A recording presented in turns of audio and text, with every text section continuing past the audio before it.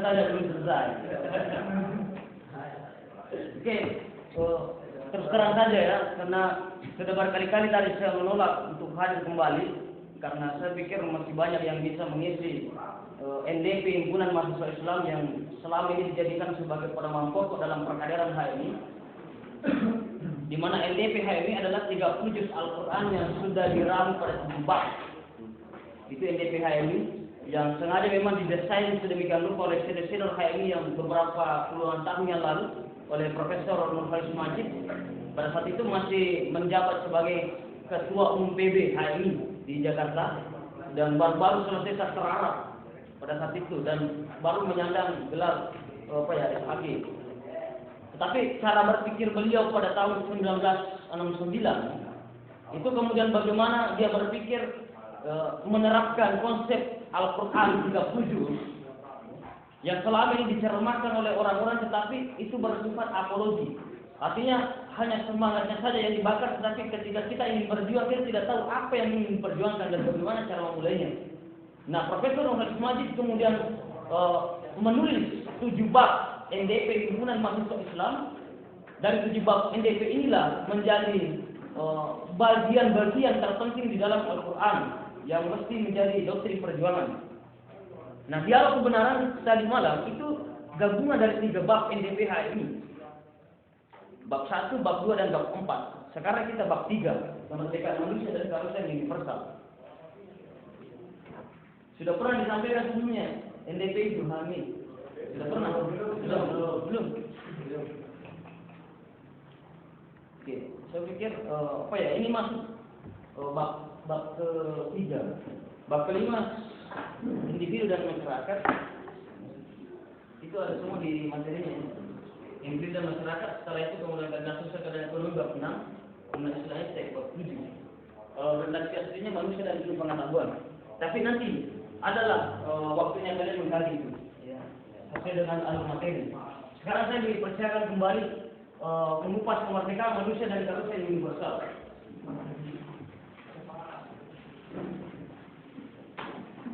Pada malam ini saya mengorbankan 15 juta bisnis saya, itu kemudian kalian dapat kalian. Makanya tadi saya berkali-kali menolak, tapi kader himpunan mahasiswa Islam saya teringat ketika K2 dan SJ bahwa berapapun ratusan juta atau puluhan juta bagaimanapun diperhadapkan ketika kader-kader himpunan mahasiswa Islam yang meminta, maka wajib hukumnya untuk hadir. Itulah yang loyalitas kita sebagai kader himpunan mahasiswa Islam.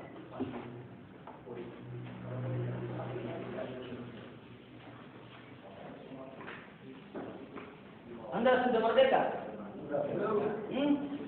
Belum. Secara umum sudah merdeka kan? Apakah manusia bisa merdeka? Ya, bisa. Adakah kemerdekaan yang dimiliki manusia? Tidak ada. Tidak ada. Tidak ada. Ya, bisa kita peneliti apa? Sebetulnya sebanyak-banyak. Karena kalau saya banyak menulis. Ya. Ya, karena memang hobi menulis. Begitu. MC ya di tingkat manusia. Jadi MC itu bukan sekedar singkatan kalau di himpunan mahasiswa Islam, tetapi ini adalah mikrokosmos.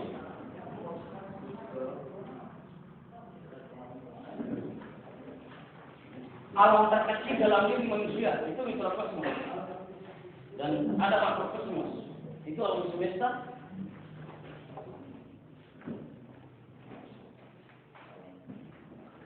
Apa-apa saja tadi dikutip dari penjabaran esensi dari Islam. Ada yang bisa berkomentar? Apa-apa poin-poin terpenting tadi kalian dapatkan di esensi dari Islam? Syariat, muamalah, akhlak. Syariat, muamalah, tidak akhlak. Ya itulah esensi ajaran Islam.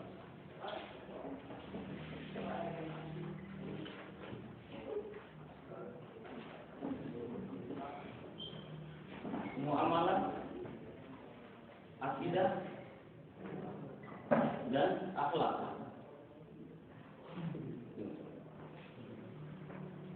Nah, kalau kita menelusuri perjalanan sang tokoh Profesor Nurul Majid, setiap karangan-karangan buku beliau memang berangkat dari paradigma tauhid. Kemudian mengerucut nantinya masuk ke Islam, ke Indonesia dan kemodernan. Akan tetapi kerangka-kerangka tulisannya memang berangkat dari paradigma tauhid, akidah.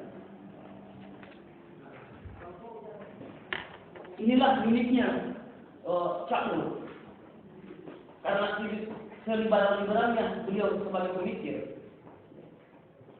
sebarat-baratnya dia cara berpikir, tetap dia memulai cara berpikirnya dari tauhid yaitu Tuhan dan kembali menyimpulkan tulisannya ke tauhid.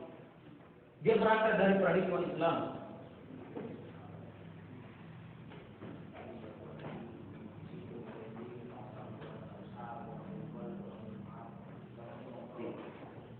Anda sudah merdeka. Adakah kemerdekaan yang dimiliki manusia?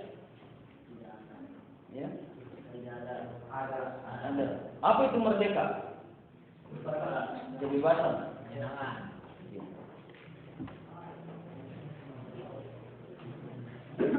Kebebasan. Ketika Tuhan kalian dalam agama kalian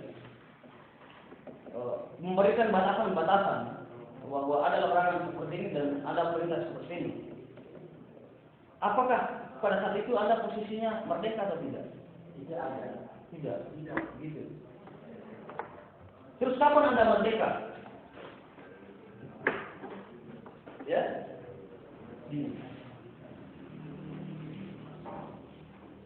Tuhan, manusia, Tuhan manusia. Jadi di dalam kitab suci Al-Quran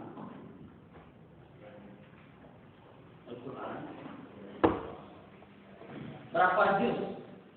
30 juz. Berapa surat? Berapa surat?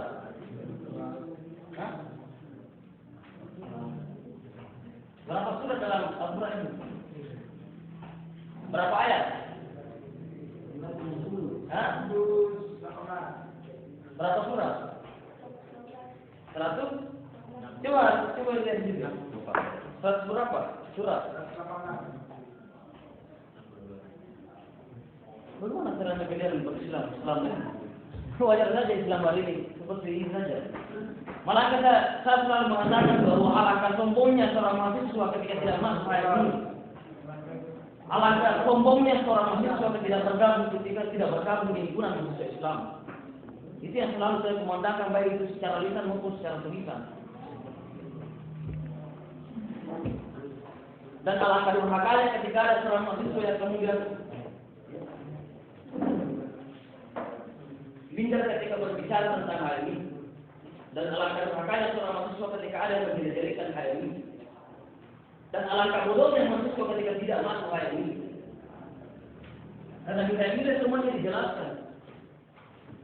Dan saya yakin Anda adalah representatif dari ratusan teman-teman kalian, dari ribuan teman-teman kalian yang ada di perguruan tinggi. Yang di dalam perguruan tinggi yang sekian banyaknya kemudian tidak ada yang tahu berapa surah dalam Al-Quran. Mana? 114. Ayat berapa? Berapa ayat?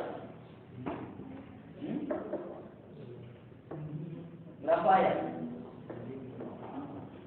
Angkatan yang pernah pesantren. Selain pesantren kita.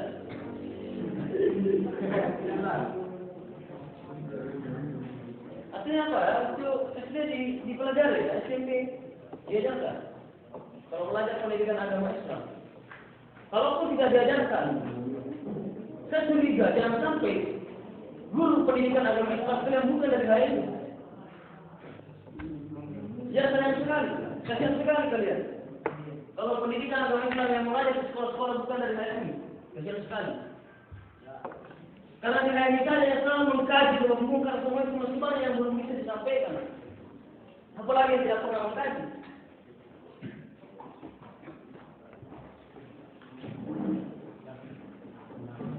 Nah, 666 ayat. Nah, dari 30 juz Al-Quran 114 surah dan 6.666 ayat. Nah, ternyata hanya 3 entry point dalam ayat ini, dalam kitab suci Al-Quran.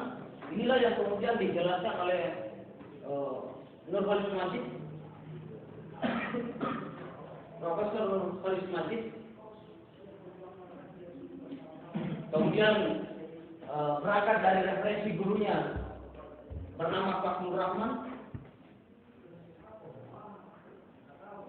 Ya, Pak Nur Rahman. Dan dipertegas Profesor Shihab, ulama Indonesia yang ulama tafsir, sekaligus sebagai ketua tafsir Indonesia.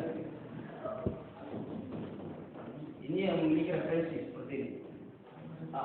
Dia mengatakan bahwa di dalam kitab suci Al-Quran yang 30 juz yang dibaca berulang-ulang, ternyata hanya 3 poin saja pembahasan yang selalu berulang-ulang di penjelasan Tuhan, yaitu Tuhan, manusia, dan ketika di dalam kitab suci Al-Quran tidak berbicara tentang Tuhan, pasti dia berbicara tentang manusia. Ya, ketika di dalam Al-Quran tidak berbicara tentang manusia, pasti dia berbicara tentang Allah. Coba perhatikan. Setiap ayat yang dibaca tetap pada mengacu pada poin ini. Tuhan, manusia, Allah.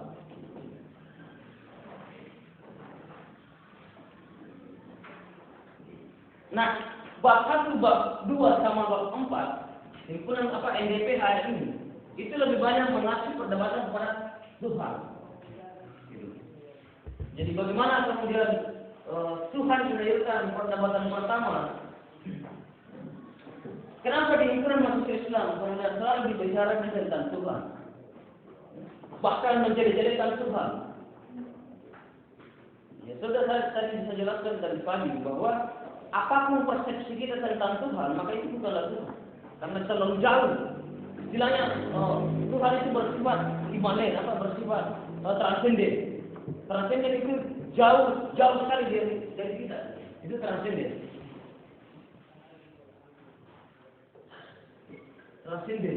Dan Tuhan itu sifatnya suci. Dan manusia yang kadang-kadang kotor, dan bahkan banyak yang lebih kotor.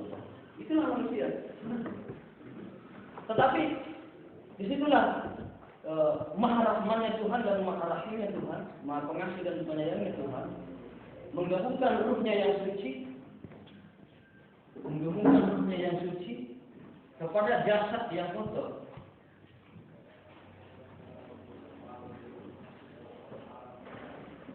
Sebagai penyeimbang.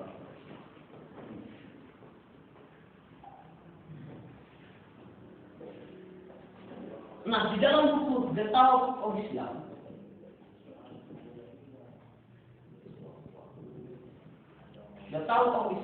karangan Profesor Sachiko Murata. Dia seorang guru besar Islam dari negara Jepang.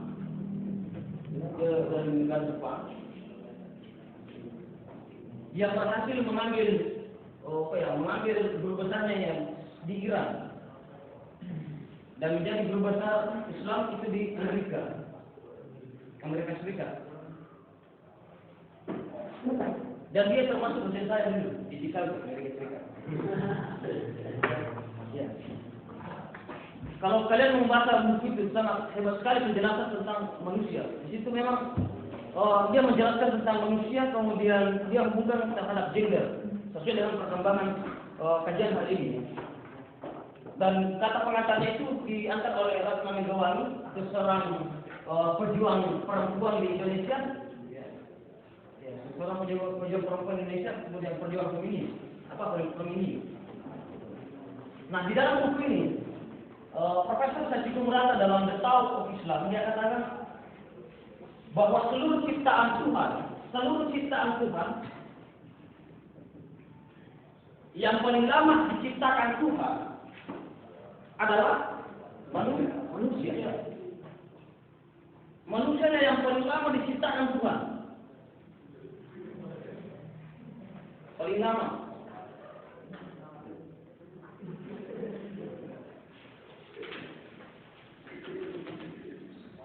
Kalau alam semesta, hewan, kemudian tumbuh-tumbuhan, inilah penjelasan dari ketiga tokoh yang otentik. Penjelasannya tokoh Sufi. Memang dalam buku ini, memang dia mengambil pendekatan tokoh Sufi. Jadi tetap Islam ada tiga pemikir dia gabung. Yang pertama pemikir gagasan Al-Ghazali yang melihat bagaimana pandangan Al-Ghazali terhadap manusia. Yang kedua Jalaluddin Rumi.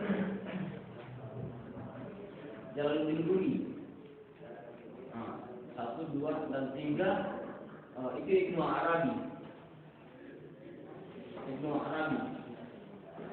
Ibnu Arabi kemudian menjelaskan dalam buku yang dikutip Profesor Sadi Mulata. Dia katakan bahwa ternyata Tuhan hanya menciptakan yang lainnya, selain manusia itu hanya satu tangannya Tuhan. Satu tangannya Tuhan. Jadi ketika Tuhan menggunakan kata tangan, maka disitulah arti kekuasaannya. Jadi bukan berarti sama dengan kita Tuhan. Artinya saya sudah jelaskan bahwa ketika berbicara tentang Tuhan, apapun yang kita pikirkan itu bukanlah Tuhan. Kan begitu. Berarti ketika Tuhan menggunakan kata tangan, tangannya Tuhan, bukan seperti tangan kita. Tidak seperti itu. Ada yang mentakwilkan bahwa itu yang dimaksud kekuasaannya. Oke. Dia menggunakan satu tangannya, sementara manusia Tuhan menggunakan dua tangannya untuk menciptakan Adam alaihissalam. Itu pertama kali manusia diciptakan itu Tuhan menggunakan semua. Bahkan Tuhan menggunakan semua unsur-unsur hakikat dari seluruh alam semesta. Maka inilah disebut manusia sebagai mikrokosmos dalam buku itu. Dia sebagai mikrokosmos, alam kecil yang ada dalam diri manusia.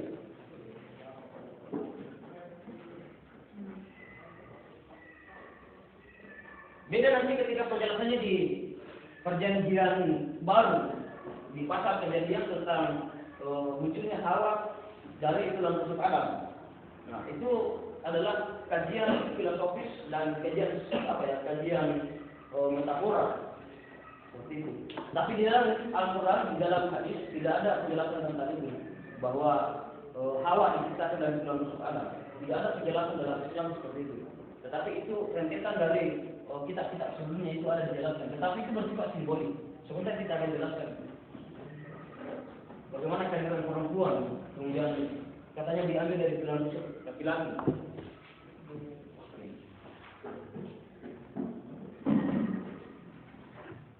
Nah, kenapa kemudian Tuhan menggunakan ratusan tahun bahkan ribuan tahun menciptakan manusia? Bukankah Tuhan itu bukankah Tuhan itu maha kuasa? Dan kita saja hanya mengatakan kumpul itu jadilah. Yakin nggak bahwa ada bisa Tuhan seperti itu? Ya, Anda yakin nggak bahwa Tuhan bisa saja mengatakan kumpul itu jadilah? Yakin. Tetapi kenapa dalam surat Sajadah surat 32 ayat 4 alam semesta saja diciptakan itu dengan 4 masa kemudian ditambah 2 masa yang membutuhkan waktu beratus-ratusan tahun? Kenapa tidak sekaligus Tuhan mengatakan supaya itu jadilah alam semesta? Kenapa kira-kira? Ya? Kenapa kira-kira Tuhan bisa saja menggunakan kekuasaannya supaya itu jadilah? Ya? Ya, itu proses. Lagi-lagi proses. Mantap. Tuhan saja menciptakan segala sesuatu itu membutuhkan proses yang panjang. Apalagi manusia, apalagi mahasiswa. Alangkah contohnya ketika tidak mau berproses. Tuhan saja menciptakan segala sesuatu tidak menggunakan kata supaya itu. Dan tidak ada begitu. Tetapi Tuhan berproses. Jadi dalam bab 3 NDPH ini bagaimana kita sadar terhadap ketuhanan kita dan bagaimana Tuhan sadar terhadap kemanusiaan kita. Kita sama-sama sadar dan kita menyadarkan Tuhan kita. Ya, benar. Jadi saya masih ingin terus saya itu yang baik itu ditentukan kepada siapa? Apakah itu Allah yang menyebutkan ataukah? Ya, Allah itu perkataan Allah dan itu perkataan Allah yang bisa kata kun fayakun itu proses. Jadi ternyata orang salah memahami selama ini ya yang kebanyakan disalah-gunakan oleh dukun. Iya. Termasuk pesulap-pesulap. Sisa lebih kemudian abrak-abrak kemudian apa lagi ya? Ya begitu. Bantu ya. Nah itu yang disalahgunakan berangkat dari buku yang itu. Tapi coba baca bukunya Abdul Mustafa. Apa itu bukunya? Pertama, ternyata Adam dilahirkan. Ya, Anda bisa juga dapat di buku yang kedua. Ternyata Adam tidak kekal. Ternyata akhirat tidak kekal. Karena ketika akhirat kekal, berarti ada yang menamakan kekekalan Tuhan. Padahal Tuhan itu dia unik dan tidak bisa disamakan oleh siapapun dan tidak ada yang bisa menyamainya. Ketika surga dan neraka kemudian dikatakan oleh ulama-ulama itu abadi, maka apa bedanya dengan Tuhan? Maka harus mustahil membuka hadis itu bahwa ternyata ada kekeliruan selama ini memaknai itu. Ternyata ada yang dilahirkan, kemudian bukunya lagi yang lain, salat duha di malam hari dan salat tahajud di siang hari, itu kajian sudah kajian mendunia itu. Dia kajian tentang alam semesta.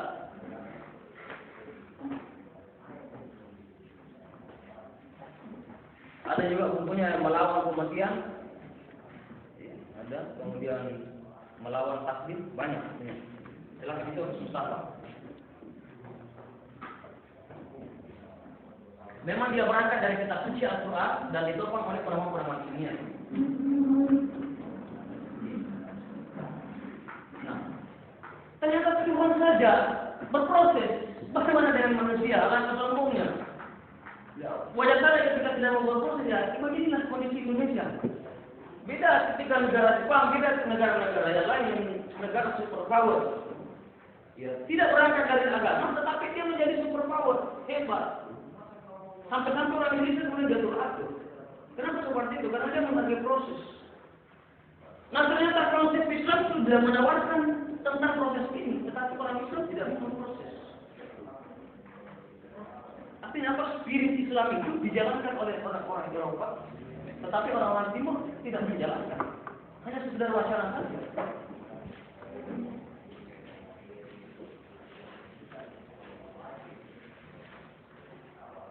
Dalam proses terhebat adalah sekarang di himpunan mahasiswa Islam. Dan saya berani menantang siapa organisasi yang bisa sama seperti ini. Ya. Mulai dari cara perkairannya kita tidak tidur sampai berjam-jam. Dipaksakan tidur hanya sekitar beberapa jam saja. Dan dipaksakan untuk banyak membaca, banyak belajar. Kira-kira orang bodoh ketika tidak mau masuk. Orang bodoh ketika tidak mau masuk secara kerjaan. Orang bodoh sekali. Ketika mau diarahkan ke hal baik sudah tidak masuk. Mau jadi apa nantinya?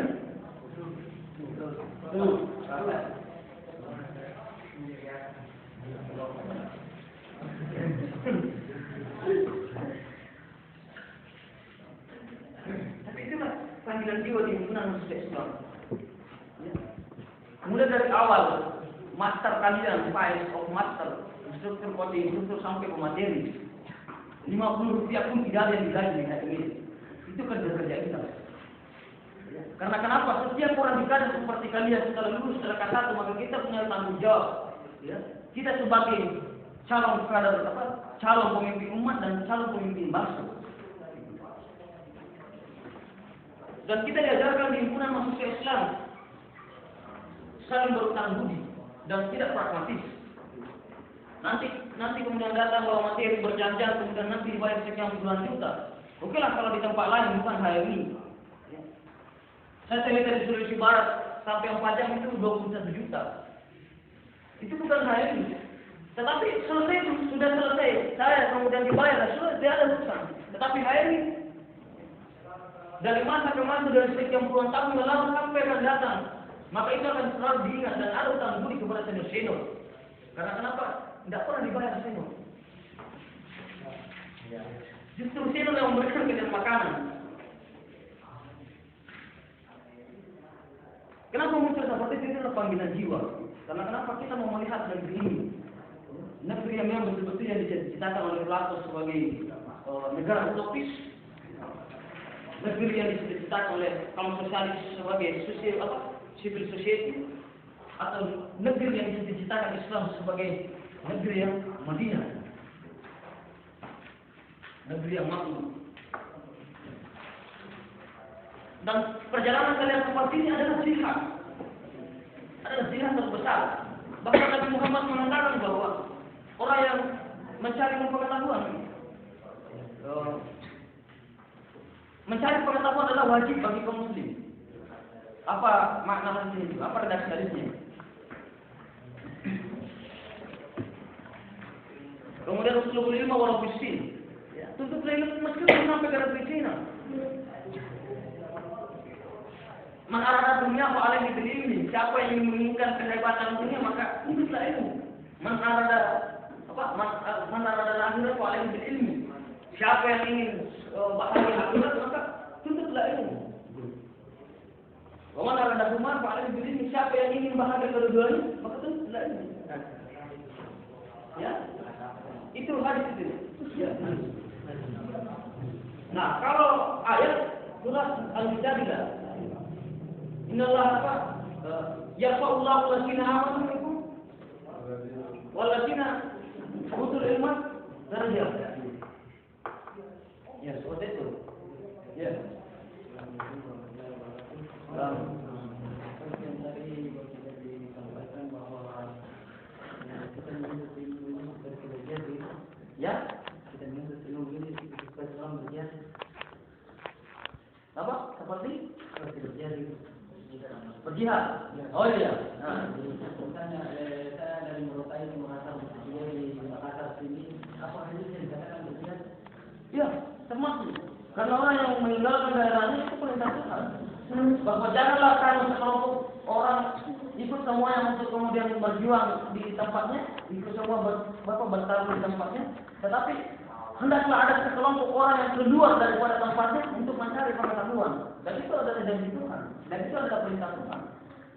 Bahwa janganlah kalian tinggal semua dalam satu masyarakat, tetapi hendaklah ada sekelompok orang yang keluar mencari pengetahuan. Dan harapan kemudian memberikan pengabdian ketika dia kembali. Dan itu adalah perintah Tuhan.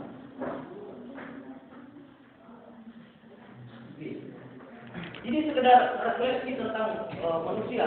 Artinya apa? Yang ini kita sampaikan sebelum kita masuk di sini. Kemerdekaan manusia dan terus besar. Ya. Jauh. Yang tadi saya berbicara kemarin masalah apa namanya lembaga dari pajak. Jadi masalahnya berbicara penjelasan Tuhan bagaimana? Apa? Masalah berbicara penjelasan Tuhan, apakah kita bisa berdosa untuk bereaksi seperti ini? Oh begitu. Saya rasa tidak. Justru Tuhan akan bangga. Itulah ini. Tapi kemarin kan kita sebut nama Tuhan. Ya. Itu tidak bisa. Itu kan adalah sebuah Tuhan. Ya. Karena Tuhan yang kamu pahami beda dengan yang saya pahami. Gitu. Ya, saya memahami Tuhan yang Esa. Tuhan yang satu dan Tuhan yang seluruh manusia. Bukan punya. Ada terlalu dari Al-Quran atau teks penduduk yang kita miliki kita sebagai orang Islam untuk mengawai kaum lainnya, kita berani seperti itu. Apakah ada contoh-contoh seperti itu? Sesuai dengan kondisinya. Iya. Ya, dengan siapa kita berbicara? Apakah orang yang low class, middle class, dan high class? Tapi kalau dilihat orang dilihat dari masalah pada saat masa kepemimpinan Muhammad itu tidak pernah bereaksi seperti itu. Saya mau bilang, Nabi Muhammad sering bereaksi begitu. Bahkan Nabi Muhammad saya pernah bohong. Nabi Muhammad saya pernah bohong. Saya Muhammad, ada orang yang pernah lewat tadi sini berbaru? Tidak. Tidak pernah saya lihat. Bahkan Nabi Muhammad tidak pernah lihat karena dia mengaku satu kali. Jadi pas dia pindah, tidak pernah dia lihat. Jadi itulah keesannya Muhammad.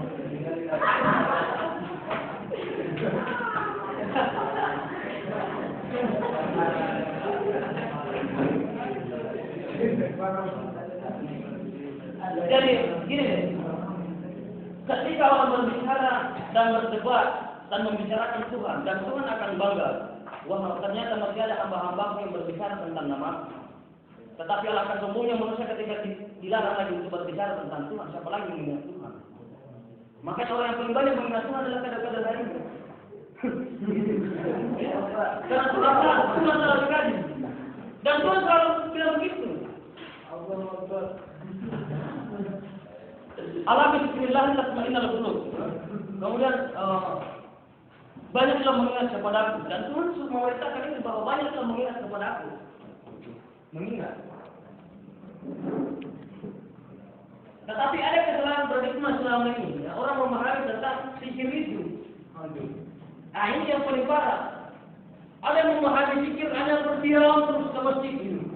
Tiap hari tiap malam dia berzikir baru selesai mengucapkan subhanallah alhamdulillah wala Allah akbar. Tetapi kalau seperti itu apa bedanya dengan malaikat yang sudah dibantah Tuhan? Ya? Malaikat dalam surah kedua ayat 30. Ya Tuhan, kenapa lagi kau menciptakan manusia? Ya, menjadikan manusia sebagai khalifah, apakah aku tidak cukup?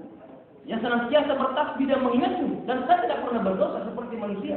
Tetapi selalu saya bertasbih dan mengingatmu. Tapi apa kata Tuhan? Kalau Allah mengatakan saya lebih tahu dari apa yang kau ketahui. Maksudnya di sini Tuhan sudah tahu. Wahai malaikat, biar kau berzikir sepanjang tahun. Subhanallah, yang mana tidak bisa jadi. Subhanallah, kamu tidak bisa jadi. Bangunan seperti ini tidak bisa dengan zikir. Tidak bisa dengan hanya mengingat Tuhan. Tetapi banyak orang yang terjebak di sini. Makanya himpunan manusia itu tidak terjebak pada simbol-simbol itu. Meskipun ini diperlukan, ya, tetapi cukup sederhana saja untuk menenangkan jiwa, karena itu dibutuhkan dalam diri manusia. Karena ada juga makanan jasad apa roh itu, jiwa. Tetapi kalau orang tahu pada makna-makna zikir ini hanya sekedar ucapan saja, ya itu hanya nafas, bukan mengingat Tuhan sesungguhnya. Nah kalau memang hidup ini hanya untuk mengingat Tuhan saja, sudah cukup. Maka lebih baik berkina sambil mengingat Tuhan. Kalau kehidupan ini kita hanya diperintahkan untuk mengingat dan berzikir kepada Tuhan, silakan berkina saja kemudian supaya semua-semua. Ya, tetapi itu tidak seperti itu. Artinya apa? Karena ada kesalahan paradigma mengenai itu. Tetapi maksud Tuhan di mana pun kalian berada, maka itulah kamu harus mengingat Tuhanmu. Ya. Ketika kamu diperhadapkan ratusan juta bahkan miliaran triliunan uang di satu pasar, di satu perusahaan atau satu pekerjaanmu, maka ingatlah bahwa Tuhan melarang untuk korupsi. Itulah dimaksud ingat Tuhan sesungguhnya. Tetapi kalau mengambil satu koper uang maka kemudian berzikir, itulah kesalahan paradigma selama ini orang memahami Islam. Itulah yang dimaksud masukkan ayat-ayat suci. Dan hal ini sangat menentang hal itu. Karena, ya, kalau energi sama Tuhan itu kemarin, energi sama Tuhan. Ya, energi itu materi, gitu. Ya, energi itu materi. Nah, kalau Tuhan itu meliputi semua ini, materi dan non materi. Nah, itulah Tuhan. Nah, makanya kenapa Tuhan dikatakan Maha Tahu? Karena ibaratnya ini kita punya alam semesta, alam, dan Tuhan sudah di sini. Jadi di bawah naungannya, sehingga apapun yang di sini itu kemudian dia bisa tahu. Karena memang di bawah kekuasaannya. Jadi dia bagaimanapun, makanya Newton sampai Albert Einstein pun mengatakan begitu bahwa Tuhan itu bukan juga non materi, tetapi meliputi keduanya. Kalau dia non materi berarti dibatasi oleh materi. Jadi meliputi keduanya, makanya ini disebut sebagai transenden, jauh sana. Dia sekaligus jauh, sekaligus juga dekat. Baik sudah Tuhan. Jauh dari pertama manusia, tetapi dekat sekali dengan kehidupan manusia. Makanya Albert Einstein mengatakan bahwa orang yang berilmu tanpa agama maka dia akan buta. Dia akan orang yang beragama tanpa ilmu maka dia akan buta. Yang bisa sekali ketika orang hanya beragama, memahami betul agama, juga tulis Al-Quran dia pahami. Dia hafal betul itu. Tetapi dia tidak berilmu untuk apa? Akan tetap diombang-ambing oleh orang yang penguasa ilmu. Seperti hari ini. Habis kita banyak, penghafal Al-Quran kita banyak, penceramah kita banyak di Islam. Tetapi kenapa diumbar-umbar pada saat ini? Karena kita dikalahkan di ilmu pengetahuan. Saya sudah menjelaskan dulu energi itu masih seperti apa. Ya, kan energi Yang jelas. Takutnya begini sudah. Ya. Nanti saya mengatakan bahwa Tuhan itu materi dan Tuhan itu non materi. Dan saya menganggap bahwa energi itu transenden. Tetapi setiap benda di situ ada energi. Nanti ketika ada benda, maka di situ ada energi. Jadi ada nanti benda. Jadi itu istilahnya ya, hukum-hukumnya memang seperti itu. Jadi energi itu ada pada setiap benda. Berarti dia bertempat, ya. Itu bertempat dan punya ruang. Sementara Tuhan tidak bisa dikatakan seperti itu. Makanya pertanyaan, di manakah Tuhan? Adalah pertanyaan yang keliru. Karena ketika menggunakan kata di mana, berarti kita bertanya pada satu tempat. Berarti itu pertanyaan keliru. Tidak bisa dijawab bahwa Tuhan di sana. Tidak bisa dijawab karena itu bertempat. Energi jelas ada tempatnya, ada setiap benda. Di situ ada perbedaan. Banyak sekali pengguguran. Banyak sekali. Kemudian teori gerak juga begitu. Bahwa segala sesuatu itu bergerak. Ini tembok dia masih bergerak. Bergerak. Yang pertama kali diciptakan ini tembok halus sekali. Berpuluh-puluh tahun, berlubang-lubang. Dan 20 tahun ke depan akan muncul. Itu bergerak. Iya, proses. Semua itu menuju kepada gerak, menuju kepada Tuhan, apapun itu. Karena konsepnya hanya satu, inna wa inna ilaihi raji'un. Segala dari Allah Subhanahu wa taala kembali kepadanya. Itu proses. Itu sudah dijelaskan Tuhan sebelumnya. Tetapi terkadang manusia terjebak pada apa yang dilihatnya, padahal terbatas sekali apa yang kita lihat oleh mata. Terbatas. Jadi kita tinggal untuk transenden. Transenden itu bahasa apa ya? Transenden itu bahasa apa? Bahasa ilmiah. Ya, transenden itu kejauhan sana maksudnya. Kejauhan sana, apa yang kita persepsikan itu jauh sekali dari sifat-sifat itu. Jadi apapun mau katakan Tuhan bertanduk, bergigit taring, mau bagaimana, itu jauh sekali apa yang kupikirkan. Itu jauh, itu tidak terarah. Itu jauh sekali, tidak ada. Apa yang kau bayangkan itu tidak bisa jangkau itu. Tidak bisa dijangkau. Makanya di hari ini mau berdebat bagaimana kemudiannya Tuhan seperti kali kamu misalnya Coca-Cola, tidak ada usaha. Buka, tidak ada usaha. Karena apa yang kita pikirkan bukan Tuhan itu. Tetapi bagaimana caranya mengenal yang sejauh-jauhnya itu? Tentu kita menggunakan pendekatan-pendekatan. Misalnya setiap orang ketika dilarang untuk berbicara tentang Tuhan, siapa yang mengenal Tuhan? Bagaimana caranya mengkaji hakikat Tuhan? Ketika pondasi-pondasinya saya kita tidak bangun. Terlalu naif dan terlalu sombong seperti itu. Nah, berarti kalau seperti itu ketika sudah berbicara tentang Tuhan, nah, bab kedua atau bab ketiga manusia tentang manusia. Karena bab satu NDPHRI dasar-dasar kepercayaan. Di sini adalah paradigma tauhid. Bab kedua NDPHRI pengertian dasar tentang manusia. Tentang manusia. Itulah sebabnya tadi malam saya juga menyinggung tentang manusia, konsep penciptaan manusia, dan pendekatan biologi, pendekatan ayat suci Al-Quran. Kemudian bab ketiga, kemerdekaan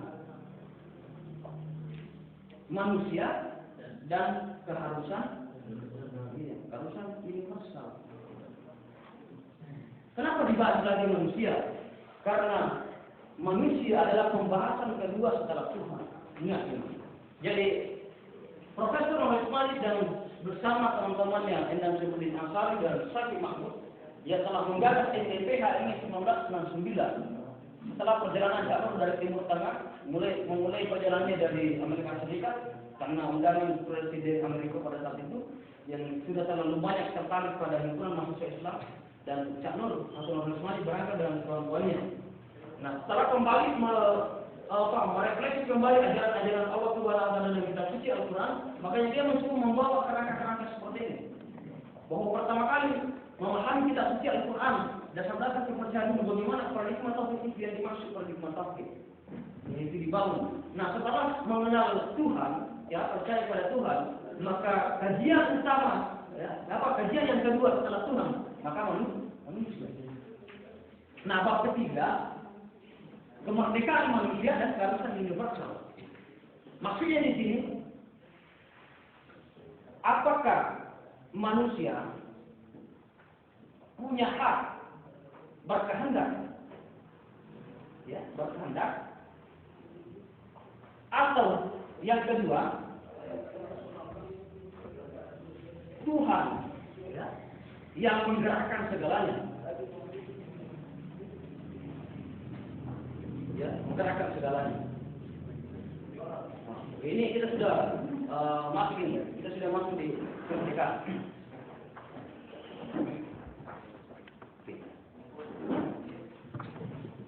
Pertanyaan sederhana. Apakah kalian hadir di tempat ini itu karena kemauan sendiri atau kehendak Tuhan? Kemauan sendiri. Jadi Tuhan tidak punya fungsi yang itu. Seperti itu. Tidak. Saya hadir di depan saudara, berangkat dari tempat saya tadi kemudian sampai di sini. Apakah Tuhan tahu atau tidak? Tahu.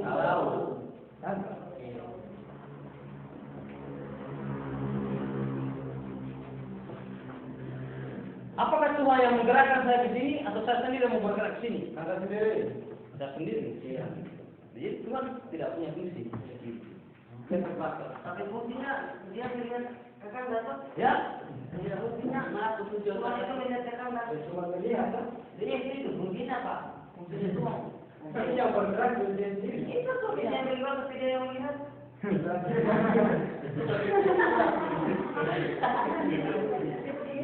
Apa ini nomor satu? Ya. Apa yang nomor satu? Nomor satu, ya. Apakah manusia punya hak berkehendak sendiri? Ya. Berkehendak sendiri. Jadi ada beberapa poin penting di sini berkehendak sendiri. Misalnya, apakah manusia yang menentukan sendiri jodohnya, dan menentukan sendiri rezekinya, dan menentukan sendiri matinya. Jadi kemerdekaan manusia, kita memulai pembahasan ini pada persoalan takdir, kadar dan kadar, rukun iman dan keenam, ya, takdir. Yang bagaimana sih paradigma takdir yang dimaksud? Suatu ketetapan yang tidak bisa diganggu-gugat. Itu takdir. Iya. Nah, apakah kalian hadir di sini juga takdir? Takdir ada juga. Apa itu? Takdir dikasih dengan partisipasi. Bagaimana itu? Yang tadi tidak dapat diubah seperti misalnya mati. Ya. Tadi mati. Kalau yang bisa dirubah? Yang bisa dirubah itu kayak misalnya kita sendiri datang ke sini, coba dengan kendali pada diri kita sendiri. Tidak saya.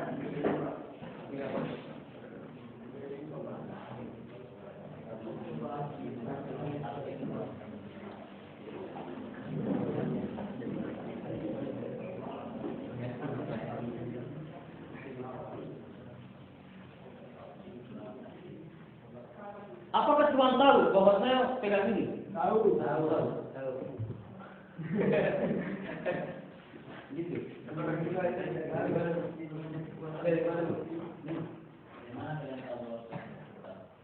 Apakah Tuhan yang menggerakkan? Bukan. Saya yang menggerakkan, ya. Jadi sederhana sekali. Tapi kembali pertanyaan itu. Kembali ya. Dua pertanyaan. Yang mana pertanyaan pertama? Apakah manusia menjadi sendiri? Ya, Anda sudah jawab itu. Kamu sudah menjawab. Yang pertama, bahwa memiliki kehendak sendiri. Kalau digabungkan kesimpulan siapa? Apakah kehendak Allah atau manusia? Kalau disatukan prosesnya dua pendapat yang berbeda. Apakah setiap yang kita kerjakan itu kehendak manusia atau kalau itu kehendak Tuhan? Misalnya ada kehendak manusia dan ada kehendak Tuhan. Di mana kehendaknya Tuhan? Kayak misalnya dia misalnya ini cuma memberikan berdasarkan saja, sedangkan kita kan hanya dalam proses. Bagaimana caranya? Bagaimana perannya Tuhan dalam gerak manusia? Gerak manusia. Gimana campur tangannya Tuhan dalam gerak manusia?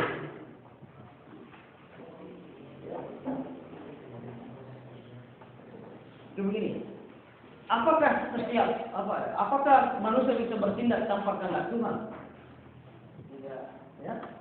Ketika Tuhan tidak berkehendak, apakah manusia bisa bertindak? Ya. Apakah manusia bisa berbuat apa-apa ketika Tuhan tidak menghendaki? Tidak. Hah?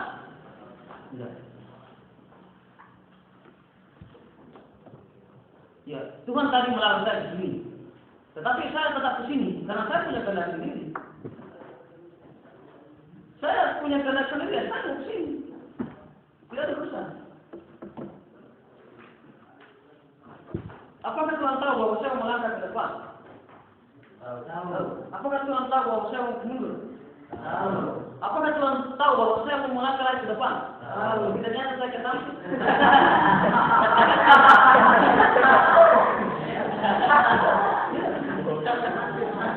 Berarti saya telah berhasil menurut Tuhan.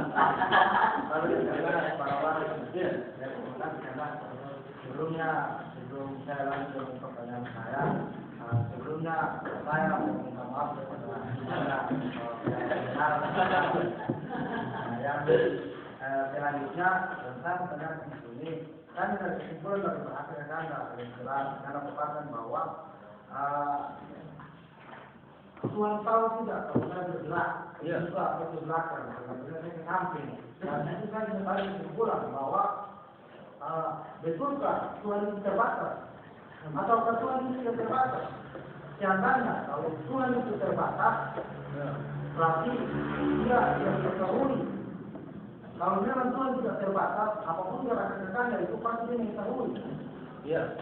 Kalau dia tidak terbatas, pasti dia tahu. Begitu. Begitu. Tahu. Ya. Apakah dia tahunya Tuhan? Ketika Tuhan tidak terbatas, itu Tuhan terbatas atau tidak? Tidak. Oke, kita sepakat Tuhan tidak terbatas. Jadi sedikit Anda. Ya. Seperti yang tadi diingatkan Anda tentang materi esensial dan Islam bahwa Tuhan itu terbatas oleh aturannya sendiri dan apa yang telah dia tentukan. Iya. Nah, sedangkan kita mengatakan bahwa Tuhan tidak terbatas. Nah, kalau Tuhan tidak terbatas yang saya maksud adalah ketika ukuran manusia. Ukuran manusia. Kalau yang maksudnya itu ya sama seperti pertanyaan. bedanya manusia tak begitu. Ya. Ya. Cara ukuran keterbatasannya itu pada porsi manusia. Tetapi yang dimaksud dari pematerian saya tadi sama dengan pertanyaan, bisakah Tuhan menciptakan batu yang besar, dia sendiri tidak mampu mengangkatnya? Iya, seperti itu. Iya, seperti itu. Nah, ketika dia tidak menciptakan itu itulah keterbatasannya. Itu keterbatasannya. Kalau ini, bisakah Tuhan? Kalau memang Tuhan Maha Kuasa, sepakat bahwa Tuhan Maha Kuasa. Kalau Tuhan memang Maha Kuasa, ya. Kalau memang Tuhan Maha Kuasa, tolong suruh bikin, ya. Tolong berdoa bikin aqua kecil seperti ini. Bisa atau tidak? Berarti terbatas. Hah? Terbatas. Seperti yang tadi kan terbatas oleh aturannya sendiri. Nah, dia tidak mungkin aturan ini, tidak pernah dibikin aturan. Ini manusia yang bikin aturan. Memulai dari plastik, kemudian di pabrik, kemudian dikasih label aqua. Ini aturan manusia. Kok bisa dibatasi oleh aturan manusia? Oke, saya tanya yang menulis. Bisakah Tuhan menciptakan botol seperti ini? Tidak bisa. Kenapa? Kalau seperti itu berarti Tuhan terbatas. Iya. Karena Tuhan yang menciptakan mesinnya botol. Jadi bagaimana Tuhan? Apa ini lah? Mesin sudah diciptakan. Mesin sudah diciptakan. Jadi karena Tuhan itu kadang-kadang Tuhan itu yang menciptakan yang tidak akan menjadi. Kenapa seharusnya kita sebagai manusia suruh menjadikan sebuah botol itu karena Tuhan itu sudah menciptakan. manusia itu hendak manusia itu sudah hendak untuk mengelolanya. Paradigma kalian yang selama ini tentang perawatannya Tuhan, segala-galanya bisa. Ambil. Nah, kalau ada sesuatu yang tidak bisa dikerjakan Tuhan, maksudnya terbatas. Nah, coba suruh Tuhan berdoa bikin seperti ini. Bisa atau tidak? Begitu, tapi kan anaknya Ini yang belakang.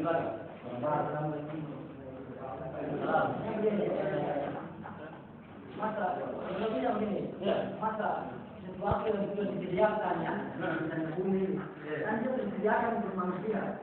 Yang ada di bumi ini semua disediakan. Apakah iya kalau dia harus intervensi untuk campur tangan apa dalam pembuatan seperti tadi Kalau dia tidak intervensi terhadap pembuatan aqua ini, Tuhan terbatas atau tidak? Kalau dia tidak bisa bikin seperti ini, hanya perbuatan yang benar melalui tentara. maksudnya sepakat ya bahwa memang Tuhan terbatas ketika tidak bisa menciptakan ini. Ya, ya paradigma yang dimaksud tidak terbatas segala-galanya bisa. Ya, iya.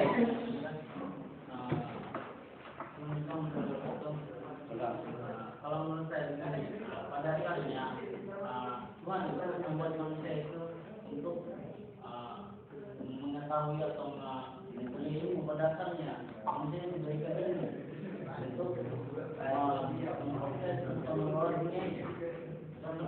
Apa? Manusia kan pada awal kan ada kan memiliki pengetahuan. Iya. Atau umumnya akhirnya ada untuk mengembangkannya atau keturunannya akhirnya bisa membuat botol itu. Bukankah jangankan botol itu manusia sendiri dibuat.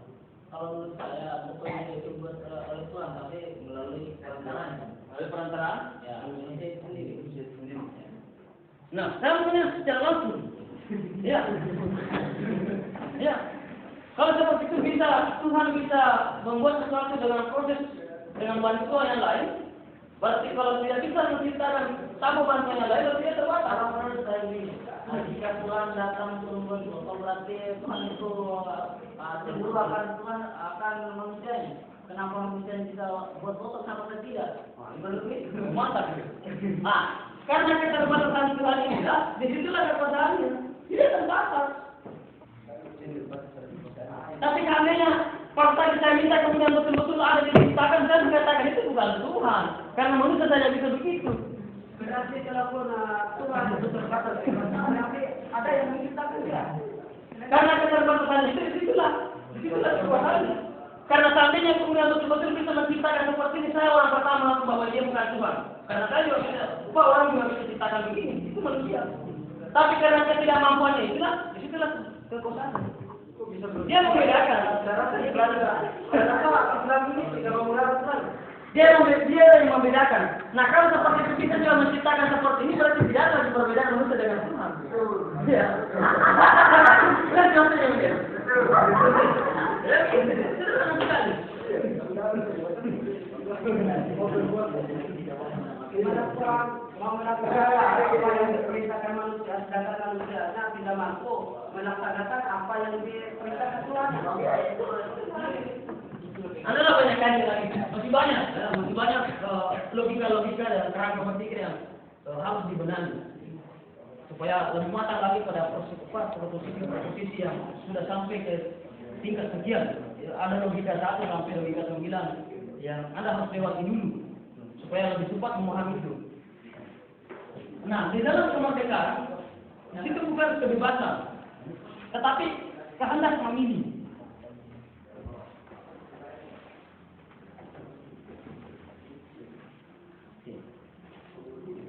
Siapa yang menentukan jodoh?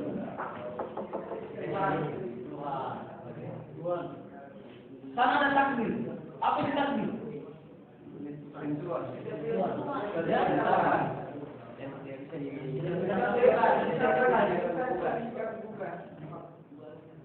Ketetapan tidak bisa diganggu-gugat.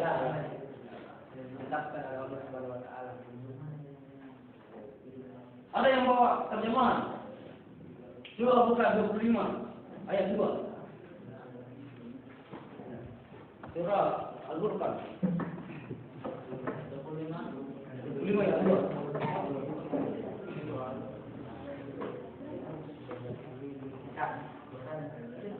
Kalau misalnya nanti yang sudah ditetapkan, kenapa di sini ada takdir begitu? Ya. Ada takdir atau lain takdir. Dari mana dapat itu? Takdir sama. Kalau dia kayak gitu, ada Siapa namanya yang konfirmasi tadi? Ya? yang terkenal dengan tadi.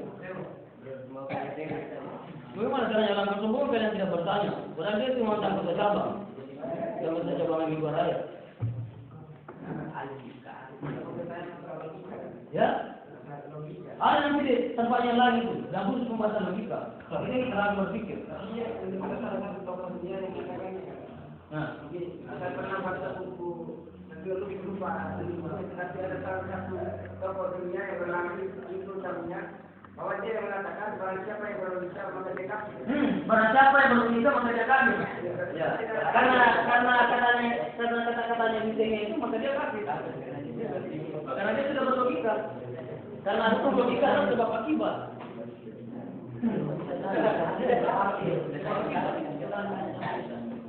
Hukum fatalitas. Ya, disebabkan karena dia berlogika, maka dia kafir. Itu logika itu. Berarti secara dari larangannya itu, maka itu disitulah perintahnya untuk supaya manusia berlogika. Itulah perkataan yang penting. Karena larangan untuk berlogikanya itu disitulah perintah yang penting supaya manusia berlogika. Karena dia sendiri membantah argumennya bahwa karena siapa yang berlogika maka dia kafir. Nah itu sudah dijelaskan di logika bahwa seperti itu yang lewat aturan logika. Ya, siapa yang berbuat dapat akibat, itu sebab akibat kausalitas. Jadi teks-teks dari ucapan-ucapan para tokoh-tokoh terdahulu abad 13 ya, tentang misalnya Al-Ghazali sampai ke Ibnu Taimiyah, ya harus dikaji baik-baik karena apa yang diucapkan memang butuh interpretasi yang panjang karena banyak lagi tulisan-tulisan yang lain yang menjabarkan itu. Jangan kayak Ibnu Taimiyah sebenarnya Al-Ghazali juga seperti itu. Al-Ghazali bahkan seorang filosof kemudian dia keluar dari filosof dia pindah ke tasawuf sufi. Tetapi banyak yang salah persepsi. Bukan berarti keluarnya Al-Ghazali pada dunia filosof kemudian pindah ke dunia sufi. Bukan berarti Al-Ghazali tidak sepakat dengan filosof. Dia sepakat dengan filosof. Hanya saja pada saat itu memang umat membutuhkan akidah yang matang kemudian sampai kepada akhlak. Di mana pada saat itu hanya rasionalnya manusia saja yang mendominasi pada abad 13. Itu nanti setelah pemerintahan Khalifah berapa ya? Khalifah yang abad 12 Harun al-Rasyid. Ya. Pada puncak pemerintahan Harun al-Rasyid di situ pengembangan ilmu sampai ke Baghdad sampai hari ini peradaban dunia, ya, peradaban Islam sampai hari ini yang belum pernah menggeser dan belum pernah tergeser sepanjang zaman dari masa ke masa itu adalah hasil dari cemerlangnya paradigma tokoh Islam di Baghdad. Di Baghdad ini adalah ibu kota dari Irak. Itulah disebut sebagai dunia keemasan dan peradaban keemasan sepanjang zaman dan sampai hari ini belum ada peradaban dalam dunia yang mampu mengungguli peradaban Baghdad. Itu pada abad 12. Itu pemerintahan Harun al-Rasyid. Tetapi ternyata di ujung-ujung pemerintahan Harun al-Rasyid dan dipimpin oleh anaknya, memang di situ yang mendominasi adalah akalnya manusia. Serba mau dirasionalkan. Sehingga pada saat itu moralitas itu sudah menggeser. Moralitas pada saat itu sangat degradasi sekali. Nah makanya cepat-cepat diantisipasi oleh Al-Ghazali. Dia cepat keluar dari dunia filosof, kemudian pindah kepada dunia sufi. Bagaimana kemudian manusia kemudian sadar bahwa ternyata dibutuhkan sekali namanya akhlak itu. Nah ternyata itu pun dalam bukunya apa ya? Itu dalam bukunya Al-Ghazali.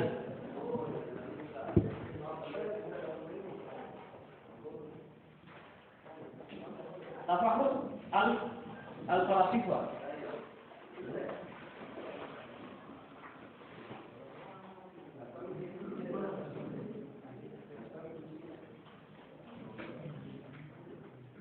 Kalau mau tahu bagaimana gagasan-gagasan tentang Al-Ghazali itu dalam bukunya Tafahur al-Falasifah.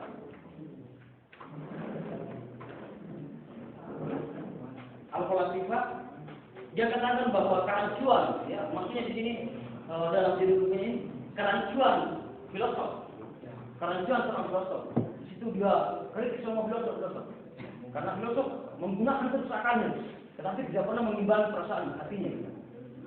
Tapi itu adalah paradigma yang berbeda ditempuh. Kemudian cepat pada saat itu pula langsung ditantang oleh Ibnu Rus. Al-Ghazali. Inilah pada abad 12, 13, dan 14 sebagai era peperangan antara dua tokoh Islam, Al-Ghazali dan Ibnu Rus. Inilah peperangan terlibat sampai hari ini masih diperdebatkan dalam tataran cendekiawan, baik dari tataran kampus sampai kepada tataran masyarakat biasa. Di mana pada saat itu kalau Al-Falasifa pada saat itu Al-Ghazali sangat mengkritik filosof. Kemudian para filosof muncullah Ibnu Rus, kemudian membalas cepat dalam bukunya Tafaqut al-Tahaqquq, kerancuan dalam kerancuan. Dia balas cepat ini. Tetapi ternyata dari balasannya, dari syaranya perdebatan Islam kaum dulu memang sangat berbeda dengan hari ini. Di tataran Islam di masa abad pertengahan memang dia berdebat tentang gagasan-gagasan keilmuan. Akhirnya dia memang diperkaya, maka muncullah Ibnu Sina, ya, muncullah Al-Farabi, muncullah Al-Khwarizmi. Sampai hari ini rujukan cara berpikirnya pun seperti Ibnu Sina.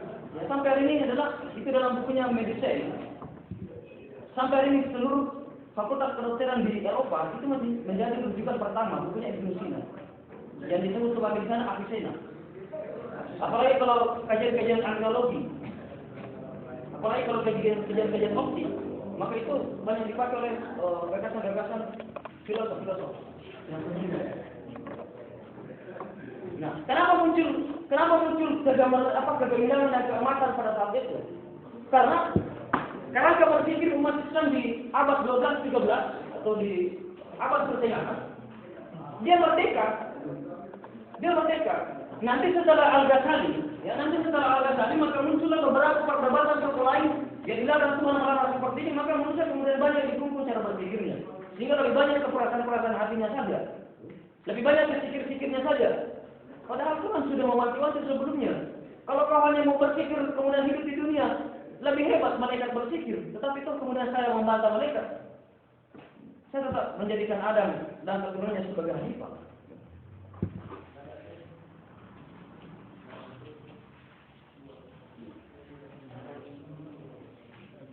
Kalau seperti itu, takdir.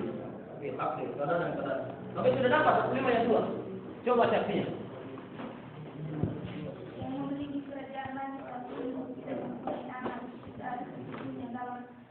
Dan dia menciptakan segala sesuatu lalu menetapkan ukuran-ukurannya dengan tepat.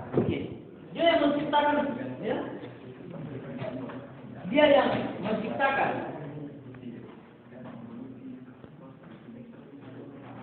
segala sesuatu.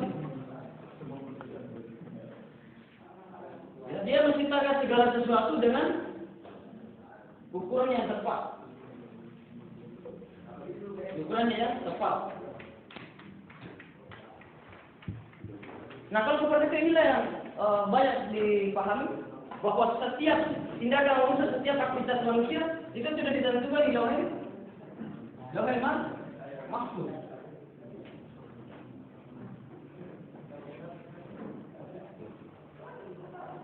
Ya, ada yang mengatakan bahwa sebelum manusia lahir itu sudah ditentukan jodohnya, rezekinya dan angkat tangan di sini yang sudah tahu jodohnya. Sudah tahu atau belum? Rezekinya sudah ditahu belum? Matinya belum? Wah, inilah menariknya materi ini. Inilah materi yang paling demo. Kemerdekaan manusia dan keutuhan universal bab 3 NDP HMI.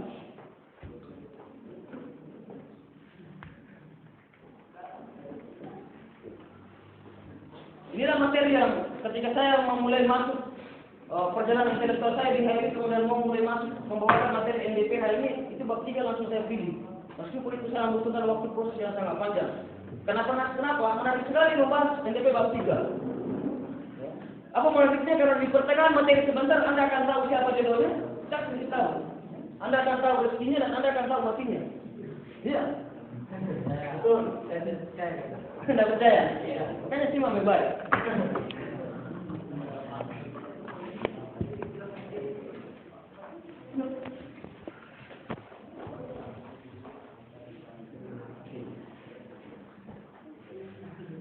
Apa takdir yang sudah ditentukan Tuhan tapi tidak bisa dirubah?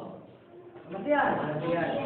Jadi tadi 3 ya, jodoh, rezeki, dan mati. Yakin nggak bahwa setiap manusia, bahkan Tuhan mengatakan begini, janganlah kamu membunuh anak-anakmu hanya karena takut kalau kau harus sesungguhnya saya sudah jamin rezekinya ketika dia hidup di dunia. Apakah saudara percaya bahwa Tuhan memang sudah sudah menanggung rezeki manusia dan Tuhan sudah menyiapkan rezeki manusia? Apakah saudara percaya bahwa Tuhan memang sudah menyiapkan rezeki terhadap manusia? Ya?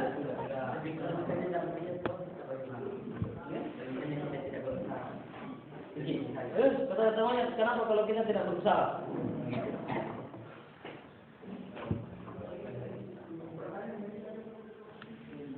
Ada berapa rukun iman? Rukun iman itu ada 6. Rukun iman yang ke-6 apa? Percaya kepada keadaan atau takdir.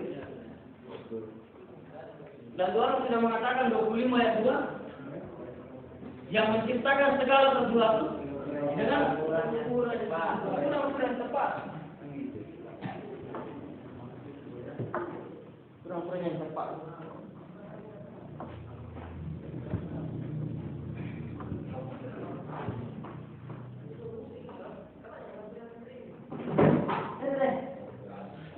Apakah Anda yakin bahwa Tuhan kalian memang sudah menetapkan rezekinya? Ya? Apakah kalian yakin bahwa Tuhan sudah menetapkan rezekinya? Nah, kalau dari proses Tuhan kalian tidak yakin. Ya. Nah, itulah lucunya kalian. Katanya beriman kepada Tuhan. Yang menetapkan rezekinya, kok masih pergi kuliah? Kok masih keluar tinggalkan kampung untuk bekerja? Berarti Anda tidak percaya kepada Tuhan tentang rezeki itu. Anda tidak beriman selama ini. Kalau orang mau cerita tentang iman, ya, saya katakan saya tidak sembuh, tapi saya adalah orang yang sangat beriman. Karena kenapa? Karena saya sangat yakin terhadap keadaan Tuhan itu ya, tentang rezeki yang sudah dijanjikan. Bisa dikatakan dalam cukup baik, saya adalah orang yang terkaya, orang yang terkaya di selatan untuk takdir 3. Tapi apa yang saya kerja setiap hari saya kerja hanya tinggal duduk saja. Hanya tinggal duduk saja. Karena kenapa saya yakin bahwa Tuhan sudah menjamin rezeki itu. Beda dengan kalian yang bertopeng keimanan kemudian masih pergi bekerja. Berarti tidak beriman. Justru tidak beriman karena kenapa? Ketika tidak bekerja tidak dapat rezeki. Begitu. Berarti rezeki itu ada, itu karena hasil dari usahamu, bukan dari Tuhan. Tidak, tapi kalau misalnya bagaimana caranya kita mau mendapatkan rezeki kalau kita tidak bekerja dan tidak mau berdatangan orang kasih saya rezeki bos. Berdatangan. Karena kenapa? Saya yakin kepada janji Tuhan bahwa setiap manusia yang hidup di permukaan bumi maka dia dijanjikan rezekinya. Itu takdir Tuhan. Ya saya tinggal dulu saja tunggu rezeki. Karena itu sudah janji Tuhan. Tuhan dikatakan Tuhan sama Allah. Ya Tuhan. Ya Tuhan sama Allah sama. Kalau Allah itu bahasa Arab, bahasa Indonesia Tuhan. Gitu. Jadi seperti itu. Beda kalian, katanya beriman kepada Tuhannya. Kau masih pergi bekerja bersih. Anda tidak percaya bahwa janji Tuhan tentang rezeki ada. Kalau menurut saya juga karena saya pernah mendengar bahwa begini. Kalau kita tidak mungkin bisa mendapatkan rezeki kalau maksudnya kita cuma berdoa saja tanpa berusaha. Karena kau tidak beriman, kau tidak percaya, kau ragu. Mesti maksudnya. Bagaimana orang Kristen yang tidak beriman kepada Allah? Siapa yang terlalu sombong kalau yang mengatakan tidak beriman orang Kristen? Dia beriman, ada kitabnya. Sungguh orang Kristen tidak beriman. Iya, saya tahu. Tapi kan bahwa yang namanya Tuhan apa lagi? Ya, Tuhan itu kan. Ya, Islam lebih parah. Setiap pohon ada Tuhannya, setiap gunung ada Tuhannya. Islam lebih parah kalau mau masuk ke situ. Dan tadi juga mengenalkan begini katanya yang itu pertama pembahasan mengenai iman itu menurut saya itu yang tadi dijelaskan oleh materi pertama itu iman adalah sesuatu yang gaib, mistik atau bersifat religius. Ya. Jadi itu kan maksudnya ayat tidak tahu sama Ya itu yang saya lakukan. Itu iman itu bersifat mistik kemudian religius. Ya religius dan betul karena saya tinggal dulu saja kemudian bertetangga harta itu berlimpah. Itu mistis sekali. Dan saya tahu di situ tentang iman. Ya beda kalian dikukus percaya kepada Tuhan yang membawa rezeki, yang menentukan manusia rezekinya, tapi pergi bekerja. Itulah artinya tidak percaya. Artinya menipu Tuhan. Iya. Tuhan mengatakan, katanya sudah percaya sama saya bahwa saya bisa memberikan rezeki, pasti pergi bekerja. Dan mungkin ada dalam pikirannya kalau saya tidak bekerja tidak ada apa-apa. Itu kafir kedua. yang mengingat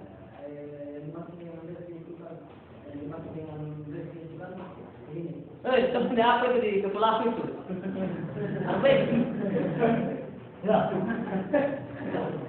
Yang dimaksud dengan rezeki itu ini, kalau memang dia sudah ditentukan rezeki bahwa dia akan menjadi orang kaya, maka dia akan menjadi orang kaya selamanya. Kan sekarang sudah ditentukan kaya atau miskin. Sekarang kan masih miskin. Masih di tengah-tengah. Dalam proses berusaha gitu. Ya karena itu sudah ditakdirkan sebenarnya untuk miskin. Ya, ditakdirkan miskin. Begitu. Dan itu yang ditakdirkan manusia ketika itu ditakdirkan hidup di dunia kemudian kaya.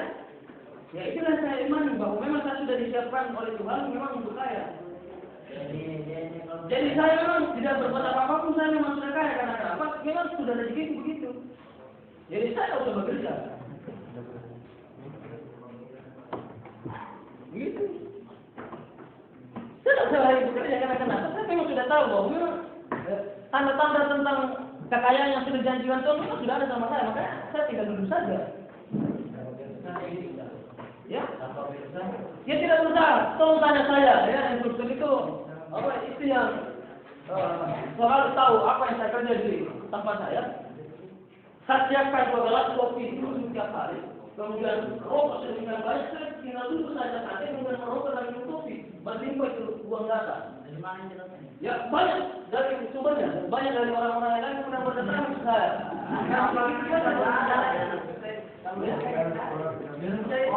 Karena saya berangkat dari paradigma percaya kepada Tuhan yang sudah memang menetapkan bahwa saya memang orang yang ditetapkan kaya, kemudian saya ditetapkan orang yang punya uang. Tidak mungkin ada uang. Kenapa tidak mungkin? Karena kamu tidak percaya kan begitu. Apa berusaha belum bisa bergerak? Iya, memang kita tidak percaya karena masih berusaha.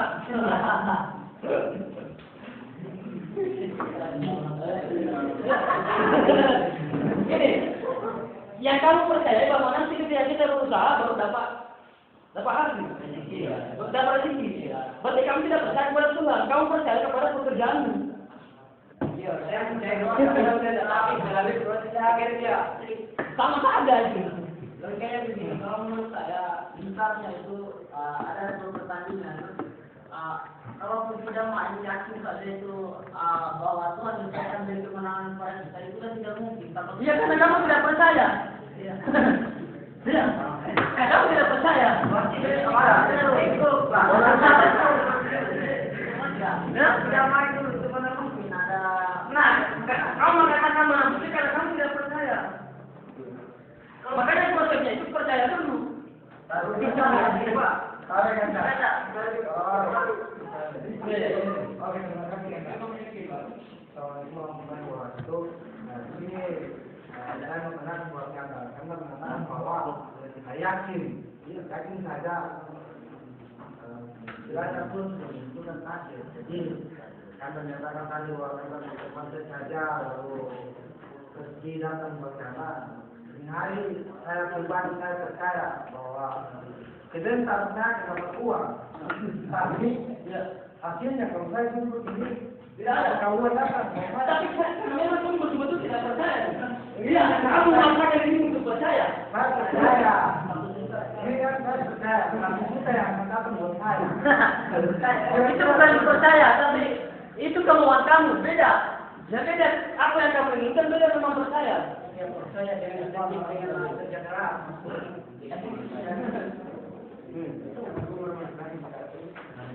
Karena Tuhan yang menemukan kaya dan mungkinnya manusia, tapi Tuhan memberikan sesuai dengan apa yang dikejar oleh manusia. Ketika manusia itu mau berusaha, kemudian mau berzikir, Tuhan akan memberi. Ketika manusia mau berzikir dan mau berusaha, tidak mungkin Tuhan memberi. Ingin manusia yang berbeda keluar. Intinya, memang Tuhan memberikan kaya dan mungkinnya manusia, tapi sesuai dengan apa yang dilakukan oleh manusia. Berarti kan seperti itu sesuai dengan Tuhan manusia. Iya, ketika manusia mau berusaha, ya kenapa? Kalau manusia tidak berusaha, Begitu sudah, kenapa? berarti ada usaha itu dari manusia. Tidak, ada usaha itu dari manusia bukan dari Tuhan. Ya, itu akan menjadi apa? Hanya apa yang Hasil yang kamu dapat itu dari pekerjaanmu. tapi kita tahu dari Tuhan. Kenapa bisa datangnya dari Tuhan? Jika Tuhan bisa berkuasa, Sedangkan manusia adalah Ya. yang menggunakan dalam Al-Quran itu kan memang menyatakan aku tidak akan merubah nafsu suatu kaum. Ya. Kalau itu yang merubah. Di mana itu dijelaskan? Ya, yang setelah itu benar-benar setelah Allah tadi saya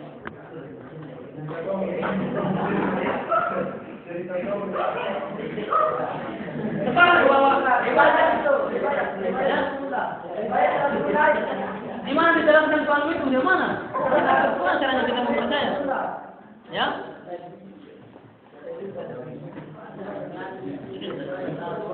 Di mana dijelaskan Tuhan itu?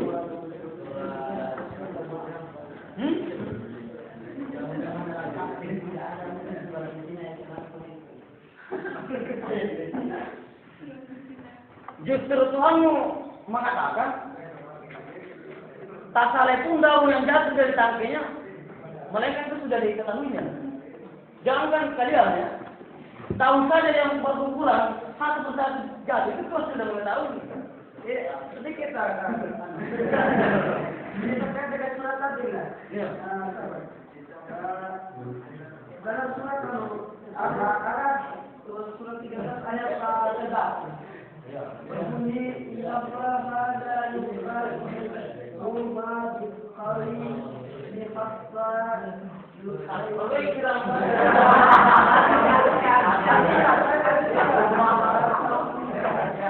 Ingatlah hal yang kecil.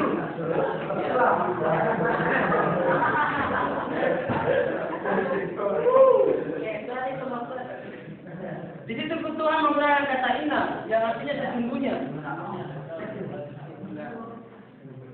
Nah, ketika menggunakan kata sesungguhnya dalam sastra Arab, maka itu adalah penegasan. Di mana penegasan itu adalah penting. Di situ memulai kata inna Allah la yughayyiru. La kemudian tidak la yughayyiru. Allah tidak akan merubah nasib satu kaum sebelum dia sendiri yang merubahnya. Itu surah 13 ayat 11. 13 ayat 11. Surah Ar-Ra'd itu. Nah, inilah ketidakkonsistenannya dalam ini, tidak konsisten. Dalam surah dalam surah 6 ayat 59. Coba surah 6 ayat 59. Surah Al-An'am itu.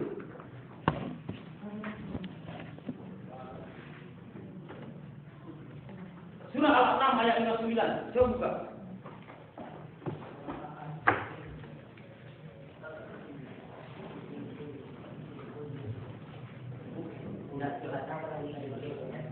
Surah Al-Ra'd ayat 13. Surah 13 ayat 11.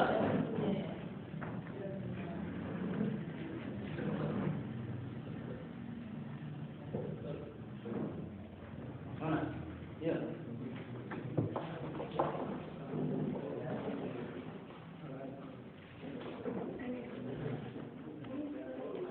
Sudah dapat Al-An'am surah ke-6. Oh, di situ tentang dalam saja yang Tuhan sudah mengetahui. Sudah, coba saja. Artinya. Katakanlah Muhammad. Ayat 59, 6:59. Surah ke-6 ayat 59. Surah ke-6 ayat yang 9. Dalam pada sisi Allah semua yang terkait. Dan ada yang mengetahuinya kecuali dia sendiri dan dia mengetahui apa yang di daratan dan di lautan. Oke, darat dan laut. Terus Dan saya ada dalam pun yang gugur, melainkan dia mengetahuinya. dan tak ada pun daun yang gugur. Ya. Dan tiada seperti pun dalam kegelapan bumi dan tidak sesuatu yang dilanda atau yang kering, melainkan tertulis dalam kitab ternyata. Tak ada pun daun yang gugur. Mereka itu sudah coba dulu. Tak ada pun daun yang gugur. Dan tiada daun pun yang gugur, melainkan dia mengetahuinya pula. Oke. Dia mengetahui.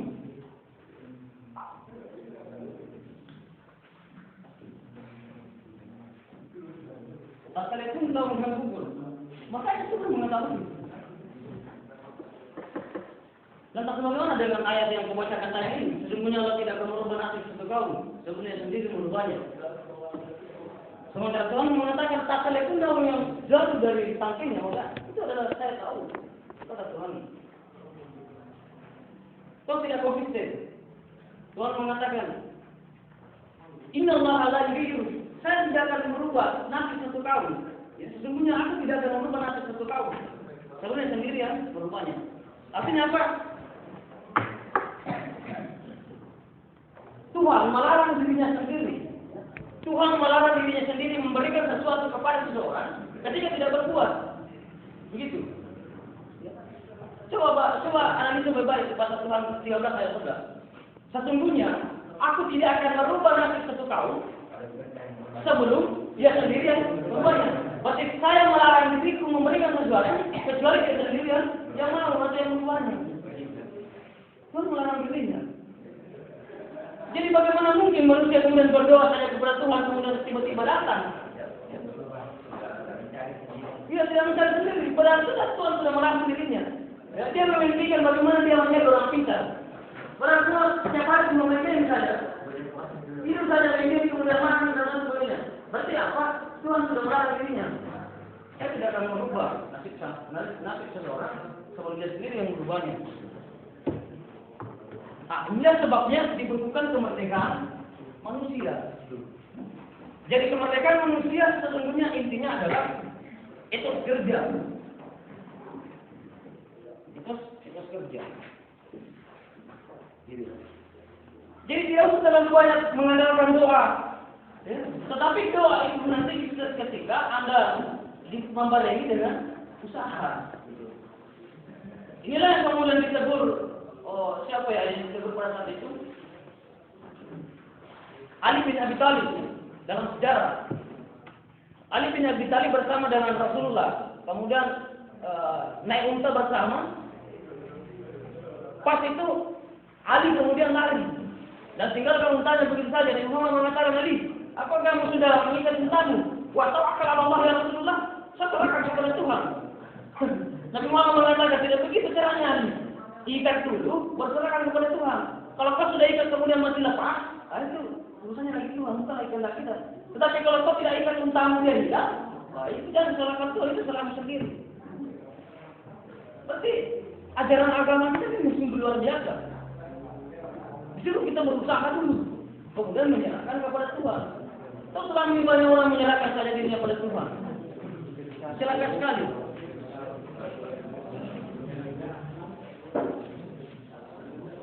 Lagi-lagi bahwa Tuhan saja dengan Nabi Muhammad itu berproses. Apalagi kita ini manusia. Ya, begini ya, saya mungkin masih bingung dengan kemerdekaan. Ya. Dan yang akan menjelaskan bahwa ini itu kerja. Ya. Di situ sebenarnya itu bukan kemerdekaan, karena kemerdekaan itu kan kebebasan. Oke, bukan. Kemerdekaan itu kehendak memilih. Tuhan sudah berikan pilihan-pilihan, silakan Anda memilih. Oke, dari pertanyaan itu kita langsung ke poin kedua, bentuk apa takdir secara umum. Ini yang dimaksud takdir. Ada takdir.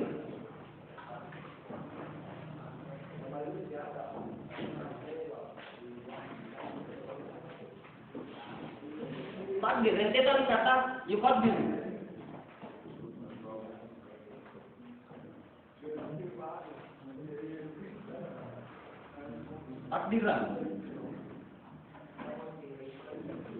Yang intinya adalah ukuran atau ketetapan, gitu.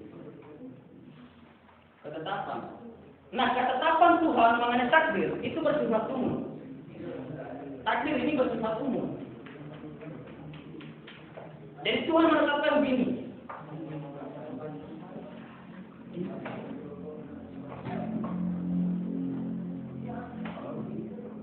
Tuhan menetapkan begini ya. Ini penjelasan tentang takdir secara umum.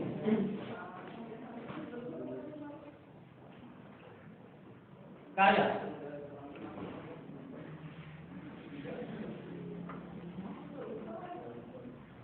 Usaha, kemudian hasil. Atau di sini syarat-syarat.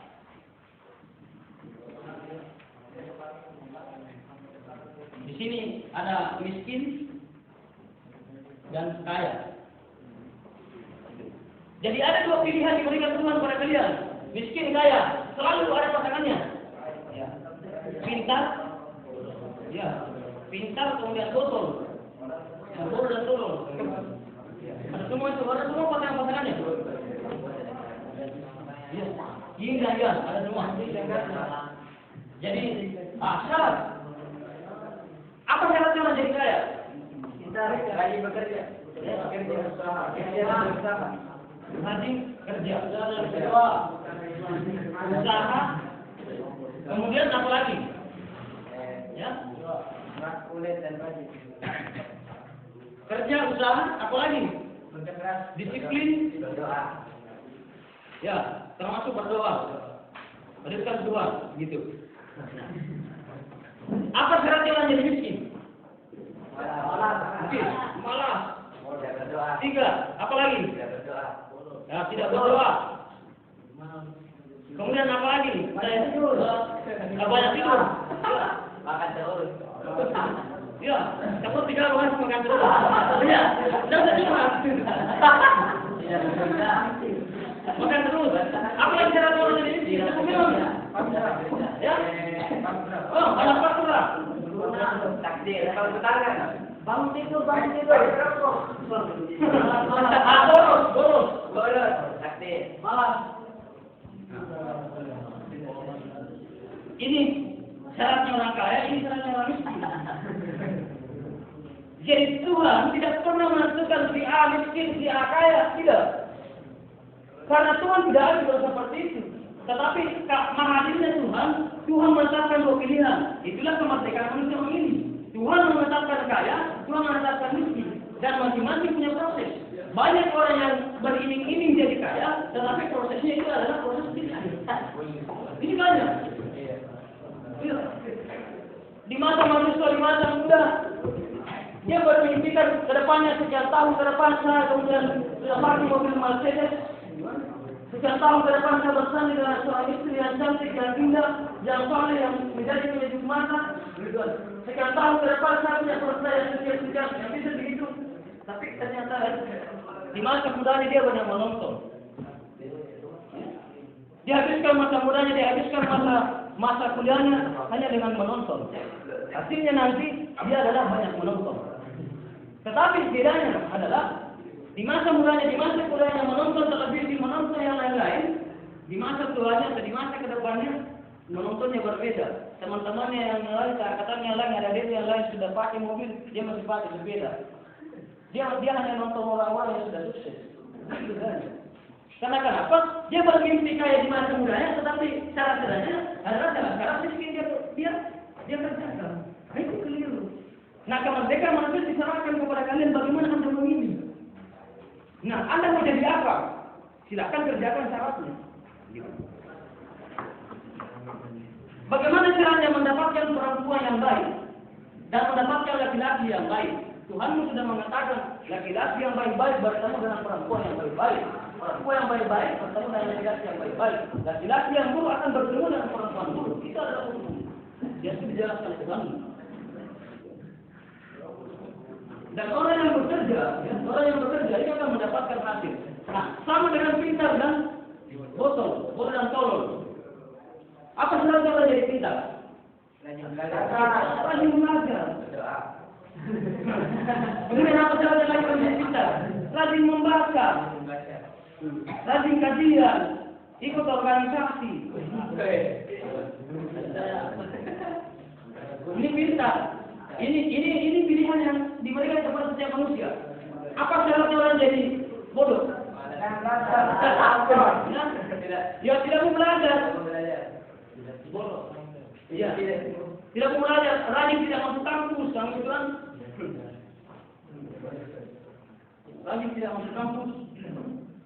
Rajin tidak baca buku.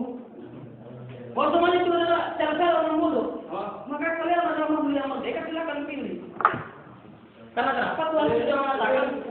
Ya, kalau untuk saya, misalkan saya kan sama jadwalnya organisasi dengan kuliah saya. Ya, saya tinggalkan kuliah di organisasi ini. Berarti saya orang bodoh. Kamu yang bodoh kalau kamu tinggalkan dua-duanya. Karena kamu diberikan pilihan, pilih yang mana? Organisasi satu kali seumur hidupmu, kemudian dinyatakan lulus selesai. Kemudian kuliahmu itu bisa dimanfaatkan teman. Ya. Besok ya absenkan. Kalau tidak diabsenkan, tidak ada OB bisa pegang. Gimana strategi? Tapi itu strategi nanti penimbangan itu masih banyak lain. Dekati lagi yang cantik-cantik di sana, bagaimana? Rajin begitu, terkait supaya nilai itu bagus-bagus, atau minimal besok bisa dihadirkan. Itu semua strategi. Karena apa strategi seperti itu boleh? Karena apa? Agar kewajiban yang sangat penting untuk kalian bukan untuk diri kalian saja, tetapi untuk jutaan manusia nantinya. Karena kenapa Anda mau dicetak jadi pemimpin yang hebat? Itulah yang dimaksud menggunakan tangan-tangan yang lain. Saya sampai ke manapun ambil kedua mendeteksi dan sebagainya, nilai itu sampai hari itu semuanya bagus. Karena kenapa saya pakai teman-teman saya? Ya, teman-teman saya yang paling dekat ya, tinggal di sini saja.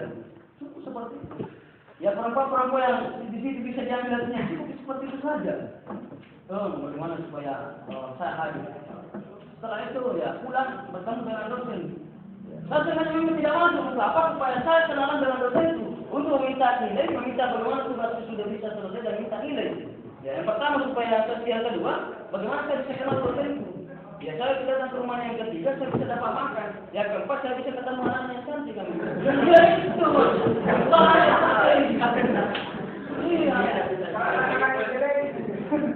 Ya yang hebat itu. Banyak sekali yang bisa kita ambil manfaatnya. Ya ilmunya lebih banyak dikali kita di rumahnya. Kalau di kelas itu berapa saja? Hanya 20%. 20%. Banyak sekali yang bisa kalian pakai. Nah itu pilihan kalian. Yang paling parah ketika bermasa bodoh itu, hancur kuliahnya, tidak berorganisasi lagi. Nah, pas sukses kuliahnya jadi pengangguran jadinya. Karena kenapa? Dia tidak pahami apa-apa yang terjadi pada saat ini. Nah, orang berorganisasi dia paham betul. Oh, beginilah kondisinya hari ini masyarakat. Beginilah kondisinya hari ini, tidak ada lagi penerimaan CPNS yang gitu. Tidak lagi yang lain-lain. Maka orang berorganisasi dia punya planning yang kedua. Oh, ketika planning A kemudian tidak sampai planning B, ya harus ada usaha yang lain, bisnis berdagang dan sebagainya. Planning ketiga ada. Itu adalah organisasi. Karena dia sudah mampu menarawang apa yang masa depannya. Tetapi orang yang hanya menggantungkan dirinya hanya di kuliah saja, dengan menggantungkan dirinya hanya di IPK 4 saja, parah. Ya lebih banyak stres orang seperti itu. Sudah menyandang toga 2 tahun, 3 tahun masih jadi pengangguran. Itu stres. Padahal pada saat ini kalian juga pengangguran. Itulah yang dikatakan itulah yang dikatakan di Majelis dengan Holofren dalam bukunya menggugat pendidikan bahwa orang yang sekolah dan orang yang kuliah sesungguhnya adalah orang yang menganggur. Bahkan jauh lebih parah menganggurnya. Karena orang yang menganggur, yang bukan sekolah, iya, sekedar jalan saja ada usahanya kemudian ini harus juga habis. Itu juga termasuk menganggur. Tetapi yang paling parah adalah seperti kalian, menganggurnya tiap hari kemudian kalau hanya kerjanya saja itu kampus, kuliah, tidur dan makan saja, kemudian menghabiskan duit orang tua, berarti itu jauh lebih parah dari penganggur. Karena penganggur yang di luar sana itu bekerja, tetapi kerjanya itu tidak mampu menutupi kebutuhannya sehari-hari. Nah kalian menutupi kebutuhan, tapi harus dari orang lain. Nah lantas apa? Bagaimana cara menutupi itu supaya tidak jadi penganggur? Masuk organisasi. Anda organisasi mengganti beban itu. Cukup sama sekali seperti itu. Jadi, ini apa ya? Ini rezeki saja. Nah, bagaimana dengan jodoh? Yang saya janjikan tadi. Jodoh juga tidak pernah ditentukan Tuhan. Siapa namanya? Hah? Tamsil. Tamsil itu. Jadi tamsil. Tidak pernah Tuhan mengatakan tamsil ini nantinya mendapatkan si A misalnya, si A, si ini. Nah, ini siapa namanya? Ya, Ayu. Si Ayu juga tidak pernah Tuhan tidak pernah mengatakan si Ayu mendapatkan tamsil. Tuhan tidak pernah begitu. Tetapi bagaimana Tuhan menetapkan juga seseorang bahwa laki-laki itu jodohnya perempuan jodohnya laki-laki. Nah, ketika sudah ada ketetapan seperti ini, ketika laki-laki dan laki-laki, perempuan dan perempuan, makanya laknat Tuhan. Karena Tuhan sudah menetapkan sesuatu, tetapi manusia melenceng dari ketetapan itu. Silakan memilih, Anda mau pilih yang bagaimana? Banyak, ada perempuan yang baik-baik, ada yang kurang baik, setengah baik, seperempat baik, seperempat baik. Ada semua. Itu pilihan kalian. Nah, ketika Anda sudah memilih seperti itu, nanti bagaimana rumah tangganya? Berantakan langit atau setengah langit? Jangan salahkan Tuhan ketika berantakan. Karena kenapa? Itu adalah pilihan kami. Itu pilihan kami. Itu adalah pilihan. Artinya apa? Etos kerja di situ ya, etos kerja. Nah, paradigma yang banyak ini kan dikaji Nanat Al-Fatah itu dalam kajiannya dia mencoba menelusuri di Jawa Barat, di pasar-pasar di Jawa Barat dia menelusuri. Gini. Dia menelusuri pedagang yang berangkat dari paradigma yang mengatakan setiap manusia kemudian Tuhan rezekinya oleh Tuhan. Tapi orang yang mengatakan begini, Tuhan memanfaatkan rezeki tidak tergantung dari usaha kita. Jadi ada dua macam pemikiran di dalam pasar itu. Dia survei berbagai ya, Nanat Al-Fatah itu dalam bukunya Islam masuk Pak ini karena keterangan masyarakat Matarigan. Dia bilang begini. Nah, ternyata lebih banyak yang sukses dan lebih banyak yang kaya orang yang berangkat dari paradigma bahwa seberapapun usaha saya pada hari ini itu sesuai dengan apa yang saya dapatkan. Beda ketika hanya menggantungkan saja kepercayaan itu bahwa Tuhan sudah menetapkan. Muncullah paradigma orang begini. Kenapa jam 8 baru sampai pasar? Wah, rezekiku tidak mungkin diambil tetangga aku, gitu. Tidak mungkin diambil orang lain. Nah, paradigma seperti itu adalah keliru. Padahal orang sudah menjual dari jam 5 pagi. Berarti dia jam dia ditinggalkan, gitu. Berarti ada kesalahan berpikir. Oleh karena itu, etos kerja ya, di kemerdekaan manusia adalah etos kerja. Di sini ketuhanan yang universal. Kalau yang universal di sini peran Tuhan. Tuhan di sini. Jadi intinya dari kemerdekaan manusia dan keharusan universal, kemerdekaan manusia ya, adalah kehendak manusia untuk bekerja, berusaha, dan keharusan universal adalah bagian Tuhan yang menetapkan hasil dari pekerjaan itu. Ukuran-ukurannya. Nilai dimaksud dengan takdir, sesuai dengan kadarnya. Bisa diulang. Kemerdekaan manusia itu adalah hasil dari usaha atau etos kerja manusia. Jadi itu kemerdekaannya. Nah, kalau keharusan universal di situ adalah bagian otoritas Tuhan. Atau bahasa sederhananya, kemerdekaan manusia dan keharusan universal bagaimana kita meleburkan dua peleburan. Peleburan pertama dimensi kemanusiaan dan yang kedua dimensi ketuhanan. Jadi manusia dengan Tuhan itu mitra. Ya, Tuhan dengan manusia itu mitra. Ya. Tuhan makanya ada keseimbangan Tuhan manusia alam. Makanya baca bukunya Muntada Mutahari manusia dan alam semesta di situ jelas. Manusia dan alam semesta, Profesor Marsumadi banyak menjelaskan tentang Islam dan peradaban. Jadi Tuhan itu subjek, manusia juga subjek. Jadi manusia itu sebagai subjek pelaku karena dia adalah khalifah. Beda alam semesta. Alam semesta tadi tak ada pun tahu yang jatuh bertangkainya, malaikat itu sudah ditetapkan Tuhan. Artinya apa? Itu hanya berbicara pada alam. Jadi takdirnya alam semesta itu sudah tetap, tidak bisa berubah-ubah. Kenapa tidak bisa berubah? Karena tidak punya pikiran seperti manusia. Tetapi Tuhan menggunakan kata innallaha la yughayyiru, sesungguhnya saya tidak akan merubah nasib suatu kaum sebelum saya sendiri merubahnya. Itu takdir terhadap manusia. Jadi takdir terhadap manusia itu berbeda takdir terhadap alam. Takdir terhadap alam hanya tunduk dan pasrah kepada ketentuan Tuhan, tetapi takdir terhadap manusia itu pilihan-pilihan yang diberikan kepada manusia.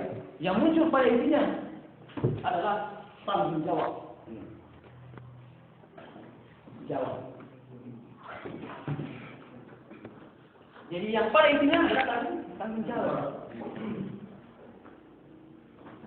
Tuhan sudah menetapkan jalan dua, baik, buruk. Baik hasilnya surga, buruk hasilnya neraka atau siksaan. Silakan pilih. Alangkah adilnya Tuhan yang memberikan pilihan kepada manusia yang berpikir. Anda mau lewat jalan mana? Mau lewat jalan kebaikan? Kebaikan itu apapun yang kau tanam hari ini itu yang kau dapatkan esok hari. Ketika di masa muda kemudian kebaikan dan kerja keras kau tanamkan, esok hari kau dapatkan hasilnya. Tetapi di masa mudamu ketika kemalasan kau tanamkan, maka esok hari kau dapatkan juga hasilnya. Itu pilihan kalian. Itulah keadilannya Tuhan. Tetapi alangkah tidak adilnya Tuhan ketika Immanuel itu ditetapkan kaya dan ini ditetapkan miskin. Tuhan tidak adil. Tuhan tidak adil. Justru keadilannya Tuhan karena menetapkan secara umum, tergantung manusia mau pilih yang mana. Yang muncul adalah tanggung jawab. Tuhan mengatakan beribadah kepada Tuhanmu hasilnya surga, membanggakan kepada Tuhanmu hasilnya neraka, silakan pilih. Toleran sekali Tuhan. Silakan pilih. Mau menjalankan ibadahnya Tuhan, silakan pilih.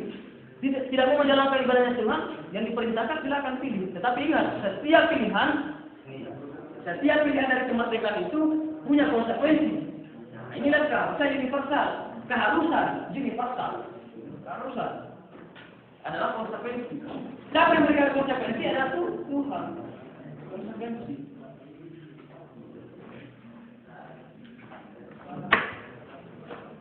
Ada yang ingin bertanya sebelum diselesaikan? Ada yang ingin berkelahi? Silakan. Ya. Ya. Kalau menurut saya masalah kaya dan miskin itu bukan sangat saya sudah sholat sekali jika kaya itu adalah pilihan dan miskin itu adalah pilihan. Terus karena begini, contoh yang saya memberikan mereka seperti anaknya SD dia itu mempunyai bapaknya itu presiden, makanya dia menjadi anak jadi kita sekarang. Iya. Begitu. Bagaimana? Apakah itu yang dinamakan pilihan yang diberikan Tuhan atau itu sudah ditakdir? Bukankah jika Seandainya anaknya sebagai kemudian tidak sekolah, bisa nggak dia kemudian dia punya jabatan? ya sekarang itu yang kebanyakan itu siapa yang mengenal pejabat tertinggi, maka itu Betul itu. menjadikan jadi sukses. Ada struktural dan ada struktural. Anda akan mengkaji banyak-banyak ini setelah materi yang terakhir pada malam ini. Bab selanjutnya materi ini adalah individu dan masyarakat. Bagaimana kemudian manusia, individu di mana Anda sebagai individu dan masyarakat, dan Anda bermitra dengan masyarakat, kapan Anda posisinya individu atau kapan Anda posisinya masyarakat. Kemudian ada orang yang dimiskinkan karena struktural, ada yang dimiskinkan karena struktural. Ada orang dikayakan karena memang sudah jabatannya dari sana ke sana kemudian turun ke anak cucunya. Itu sudah ada. Tapi ada juga yang sudah membantu Tuhan, sudah puluhan tahun menjual sawit, jam 4 subuh sudah keluar, tapi sampai hari ini masih pakai becaknya ini. Itu karena kenapa? Karena dimiskinkan oleh struktural. Itu ada lagi di babak selanjutnya. Saya hanya sampai di sini dulu. Ini adalah motivasi dari hasil-hasil ini. Tapi nanti kan kekayaan dan kemiskinan, kepintaran dan lain sebagainya itu ada hal-hal yang lain. Makanya di sini adalah keadilan-keadilan dan ini adalah ketetapan. Dan ketetapan itu akan bisa jadi ketetapan lain manakala ada syarat-syarat lain yang memasuki. Syaratnya orang kaya adalah bekerja semaksimalnya, tetapi bisa saja orang bekerja semaksimalnya jatuh miskin ketika ada syarat-syarat lain yang memiskinkan. Banyak orang yang bekerja keras sudah kaya hari ini, tapi esok hari tiba-tiba jadi jatuh miskin karena kenapa langsung diurus oleh pemerintah. Itu karena kenapa ada syarat-syarat lain yang di luar daripada kehendaknya. Itu anda bisa kaji baik-baik. Mungkin seperti itu yang bisa saya sampaikan pada bab 3 IDP Himpunan Mahasiswa Islam ini. Silakan banyak belajar dan banyak membaca. Saudara, jangan pernah puas pada apa yang dia dapatkan. Itulah hakikat dari pencari. Pencari sejati, ya, orang yang mencari sejati itu memang tidak pernah puas apa yang sudah didapat, tetapi pencari sejati bangga pada pencariannya. Bila itu bukan hidayah, yakin sudah sampai. Assalamualaikum warahmatullahi wabarakatuh.